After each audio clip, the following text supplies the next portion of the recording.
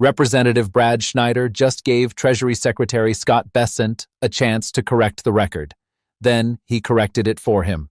Schneider asked if Bessent truly believes the conflict with Iran is over. Bessent said not to be absurd. The president will only restart kinetic action if an American life is lost. That is not peace. That is a ceasefire with conditions. No, don't be absurd. I'm asking you to clarify. Absurd. That as the president said yesterday, unless an American life is lost, he does not believe that he will have to restart the kinetic action. Then Schneider turned to the economy. Bessent said Americans have more money in their pockets. Schneider said his constituents are paying record prices for beef, coffee, and tomatoes. Housing is out of reach. Healthcare premiums are rising. Millions have lost their insurance. Gas and electricity are through the roof. Bessent said they are closer to the Fed's inflation target. Schneider said he is out of touch. We are at 2.8%, and you can list off the most expensive groceries that have had the biggest price increases. I think you're just out of touch with what American families are facing. Then Schneider asked the simple question, do you believe no one, not even the president, should be above the law? Bessent said yes. Do you believe everyone should pay their taxes? Bessent said yes. Schneider said his constituents are outraged by the settlement that gave the president immunity from audits. Bessent said no one should be targeted. They agreed on the principle, but the agreement remains. Let's watch. Congressman. Mr. Schneider. Thank you, and Mr. Secretary, thank you for your patience staying here.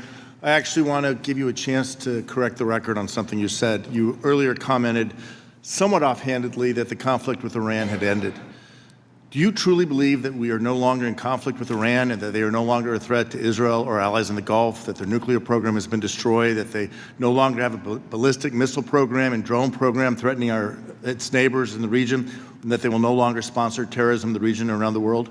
So are you saying you're in agreement with the president's decision to You said the conflict was over. I'm asking, do you believe the conflict's over and everything's the copacetic? conflict is on pause. So everything's good with Iran now? No, don't be absurd. I'm asking you to clarify. Absurd. That as the president said yesterday, unless an American life is lost, he does not believe that he will have to restart the kinetic action. Okay, so I'm reclaiming my time, and I'm just trying to help you clear the record. I'm reclaiming my time, Mr. Secretary. Can you promise, because this is your jurisdiction, that you and the Trump administration are not considering lifting sanctions on Iran as a concession towards opening the Straits of Hormuz? We've made it clear that the Straits of Hormuz, the blockade, is the only thing that will be lifted to reopen the Straits. So no sanctions relief whatsoever? I'm not part of the negotiating team, but I am told by the negotiating team, and I strongly believe that the blockade will be lifted. Okay, and I'm going to just reclaim because there's a lot of things I want to cover. My hope is you'll keep Congress informed of any such considerations if they do come up. Also in your opening remarks, Mr. Secretary, you said Americans have more money in their pockets.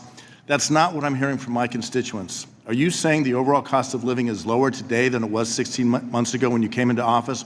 Because what I'm hearing from my constituents is that the cost of groceries are up. For example, beef, coffee, tomatoes are at record or near record highs. The cost of housing is up. And for too many, the American dream of buying a home is out of reach. I'll let you answer. Healthcare premiums continue to rise, and millions of Americans have either already lost or expect to lose their health insurance altogether because of H.R. 1, the bill you so joyously celebrate. Energy costs, gas for our cars, electricity for our homes are all rising through the roof. And family care, child care, and elder care is prohibitively costly. Are you saying that cost of living is lower today than it was a year ago? No, I am saying that we are much closer to the Fed's target rate of 2% on core inflation than we were when President Trump came into office. We are at 2.8%, and you can list off the most expensive groceries that have had the biggest price increases. I think you're just out of touch with what American families are facing. No. As my colleague noted, I'm reclaiming my time. Tariffs are a tax on American families.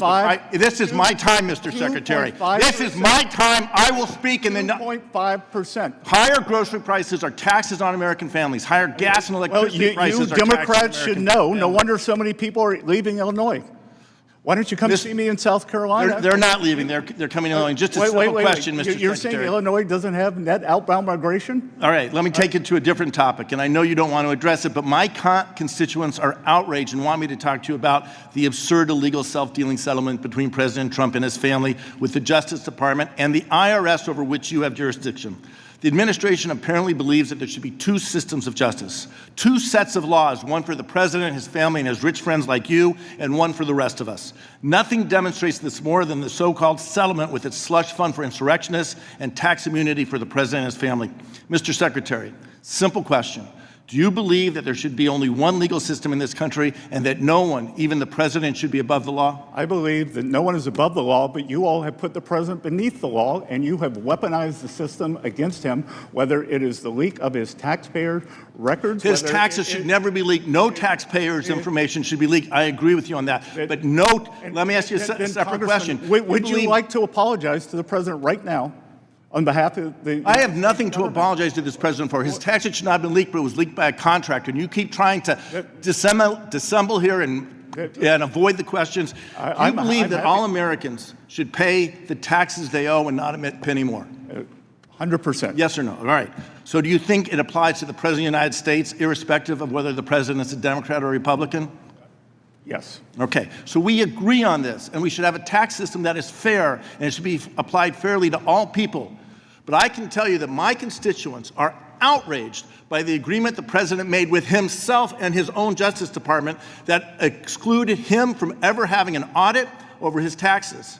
No one should be targeted. No one should be targeted by the administration. Whoever is in the White House. No one should be targeted by the administration. Whoever's in the White House, their taxes should be paid, and they should be confident that that information will be kept confidential with the IRS and not used to target them, their families, or their business. Couldn't agree more. Couldn't agree more. This hearing is a masterclass in how to find common ground with a witness while still holding him accountable for the policies of his administration. Representative Brad Schneider did not come to shout. He did not come to accuse. He came to ask questions, to listen, and to point out the contradictions between what Bessent said and what his constituents are experiencing. And by the end, he got Bessent to agree with him on the most important principle of all. The exchange began with Iran. Bessent had suggested the conflict was over. Schneider asked if he truly believed that. Bessent said not to be absurd. He clarified that the president said he will not restart kinetic action unless an American life is lost. That is not the same as the conflict being over. That is a ceasefire with conditions.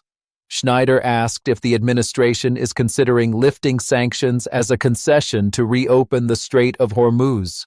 Bessent said no, only the blockade will be lifted. Schneider said he hopes Congress will be informed if that changes. Then Schneider turned to the economy. Bessent had said Americans have more money in their pockets. Schneider said that is not what his constituents are telling him.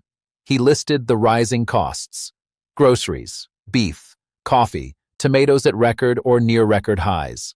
Housing. The American dream of buying a home is out of reach for too many. Healthcare. Premiums continue to rise, and millions have lost or expect to lose their insurance because of a bill the administration celebrates. Energy. Gas and electricity rising through the roof. Family care, child care, and elder care prohibitively costly.